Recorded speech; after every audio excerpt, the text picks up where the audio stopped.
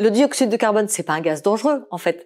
Mais le souci, c'est qu'il va s'accumuler et qu'il reste assez longtemps dans l'atmosphère. C'est pas un des gaz principaux de l'atmosphère, parce qu'il était présent dans de 300 ppm, 0,03%, mais comme il a une durée de vie très longue dans l'atmosphère, plusieurs centaines d'années, il s'accumule et on a une augmentation régulière et ça a été prouvé par les travaux des scientifiques et c'est ce qui nous a permis de comprendre qu'effectivement, c'était bien les activités humaines qui étaient responsables.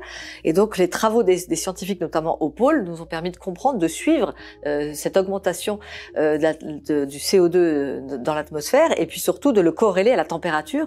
Ça, c'est tous les travaux des scientifiques, notamment avec la carotte de Vostok et Claude Lorius, de mettre en évidence la corrélation entre l'augmentation de CO2 et l'augmentation de la température. Et c'était important pour prouver qu'effectivement, c'était les activités humaines qui étaient responsables de ce réchauffement climatique.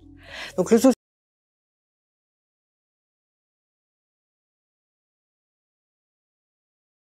du CO2 qui est émis va être absorbé par la végétation et puis les océans, mais ça va capter, on va dire, à peu près la moitié de nos émissions et l'autre moitié va s'accumuler et ça conduit à un renforcement de l'effet de serre naturel. On en est là.